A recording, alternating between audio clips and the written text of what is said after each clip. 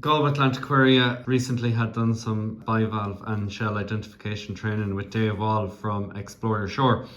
And what was really interesting about this is that even though we had done rock pooling for years, we'd always kind of ignored the shells on the shore because we just thought they were like washed up.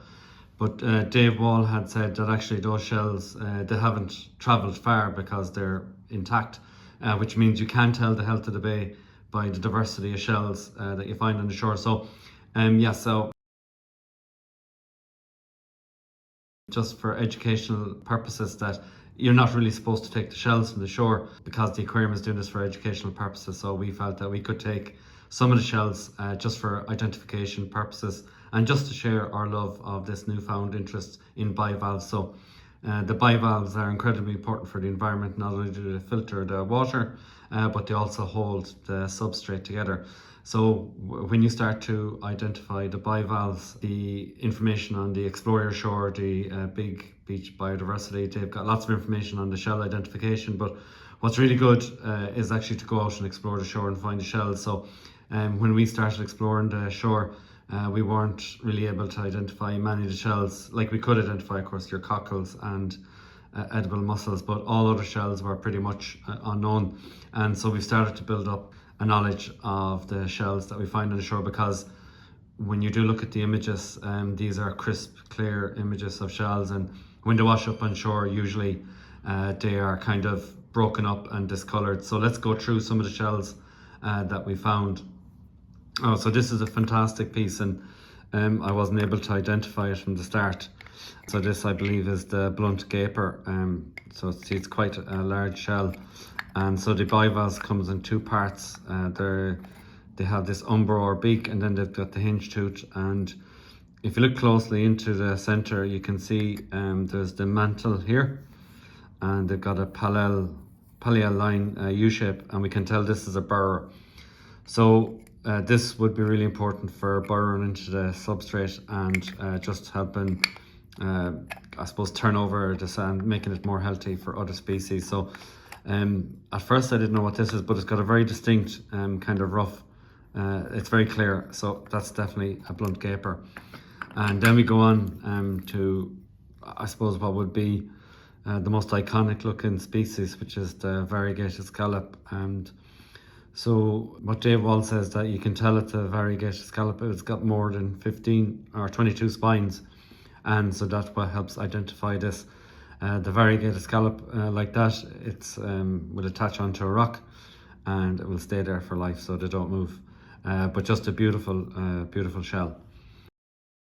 My favorite is the saddle oyster, because normally you only find the mantle, this half of it, which really is a gorgeous piece of shell. And this would have inspired a lot of the Victorian jewellery.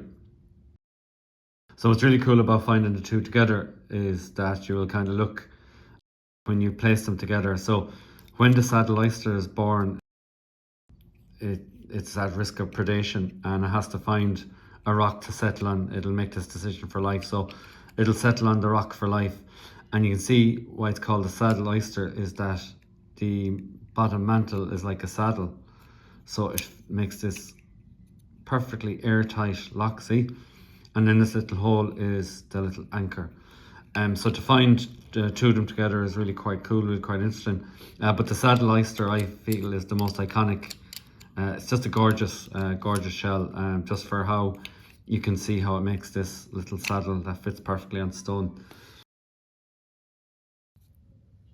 On Grattan Beach, we find lots of the common cockles, and what's really interesting about the common cockle is that it has these growth lines, and you can tell if it's a warmer or a colder winter by the length of the growth line. So it would be very interesting actually to, we kind of identify one of the cockles there, and we'll be able to judge the length of the growth line, and then next winter just see, was that a warmer or a cooler winter. And so the growth lines, so this is about 1 to almost 2 years old. So the common cockle is really easy to identify. We have noticed a lot more the edible mussel on the Grattan Beach as well. So this is really distinctive, like it's got a distinctive colour. and it attaches to the stones using these bisis threads that help anchor it onto the shoreline. So it's kind of great to see more of these species on Grattan. The razor, then this one would be kind of less popular on Grattan, but you'd find one or two. And so the thing with the bivalve or the Explore Your Shore is that we're starting to build up a better picture of the diversity of shells on the shore, which means we can tell what life is in the bay. Like I said, for identifying is quite hard, so we're not sure. This is a staining on it. This is the checkered clam, and we can only tell it's checkered clam actually because, you know, we were kind of looking at different sources of information, and I did notice that there is a clear crisscross. So once you start to kind of collect and hold the shells, look at the shells more closely, you'll start to build up an instant recognition or an instant awareness of what this type of shell is. So once that kind of clicked, it was really cool to find out that this was a checkered, because like that it became almost intuitive. When you start to explore the shore and find these shells, it does get much easier to identify because there are telltale signs. So like it's that when you photograph it one side and photograph the other, people can help identify because it has these hints like whether it's a burrowing, and you can tell by the hinge teeth what species it is. Then we get onto the unknowns or the unshores. Now, yeah, so we'll find some shells like this, but there's a hint here with this dark purple lining, which is quite unique. And then we have kind of a pattern this side, and it's blank this side. But I think this might be a dog cockle because the dog cockle has that V patterning. So like that, with the Explore Your Shore, it's not about being able to identify them, because like that, it's more about finding, recording them, and then someone else will be able to identify them for you.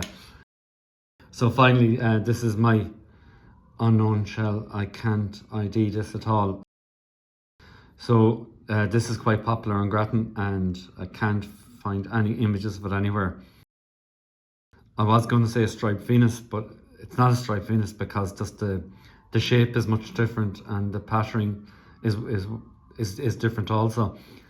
It does have this kind of flaky material on the edge, so if anyone can help identify it, that'd be great.